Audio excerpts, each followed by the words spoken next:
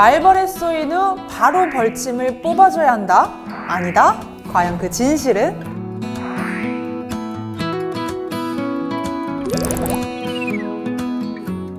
안녕하세요. 건강에 대한 모든 오해를 풀어주는 건강탐구생활의 스텔러 최인서 한의사입니다.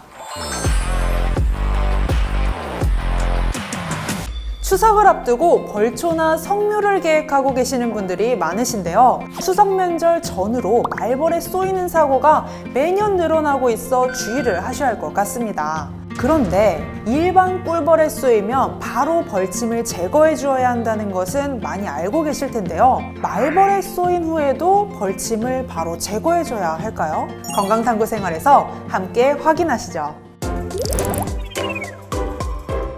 말벌에 쏘인 후에는 벌침을 뽑기보다는 빨리 치료를 받는 것이 낫습니다. 말벌에 쏘였다면 치료를 우선적으로 받아야 하기 때문에 가까운 병원을 찾아 치료를 받아야 합니다. 병원으로 이동 중에는 쏘인 부위를 물로 깨끗이 씻어내고 얼음을 깨끗한 천에 싸서 상처 부위에 대주는 것이 좋고요. 만일 얼음이 없다면 차가운 물병이나 캔 등으로 대주는 것이 좋습니다. 꿀벌의 경우 벌침에서 2~3분간 독이 나오기 때문에 신용카드 등의 얇고 단단한 물건을 이용해 피부를 긁으며 벌침을 바로 제거해줘야 하는데요. 말벌의 경우 구조상 침이 바뀌지 않을 뿐만 아니라 한 번 침을 쏘고도 계속 쏠 수 있기 때문에 침을 찾는다고 시간을 허비하기보다는 신속하게 대피한 후에 빨리 치료를 받는 것이 좋습니다. 벌에 쏘였을 때 나타나는 초기 증상으로는 가려움증, 통증, 붓기 등 국소적인 현상이 대부분인데요. 하지만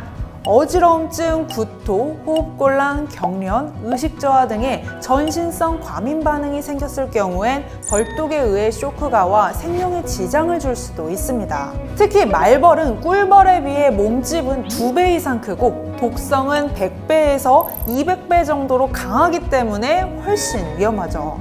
보기만 해도 무서운 말벌을 어떻게 하면 피할 수 있을까요? 말벌을 피하는 3가지 키워드를 통해 함께 알아보시죠.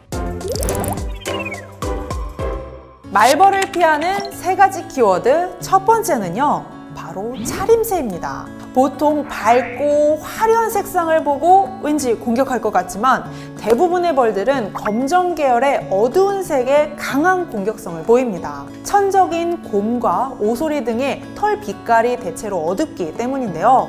가급적 밝은 색의 옷을 입고 피부 노출을 최대한 피해 긴 팔, 긴 바지를 입는 것이 좋고요. 또 검은색 머리카락이 있는 머리를 주로 공격하기 때문에 챙이 넓은 모자를 써서 말벌의 공격을 최대한 피하시는 것이 좋습니다. 말벌을 피하는 3가지 키워드, 두 번째는 냄새입니다. 말벌은 시각보다 후각에 더 민감하게 반응하는 것으로 알려져 있는데요. 샴푸, 화장품, 향수 등은 말벌에게 자극을 줄 수 있기 때문에 주의가 필요하고요. 단내가 나는 발효성 음료나 탄산음료, 과일 등의 섭취는 자제하시는 게 좋습니다. 말벌을 피하는 3가지 키워드, 마지막은요, 움직임입니다.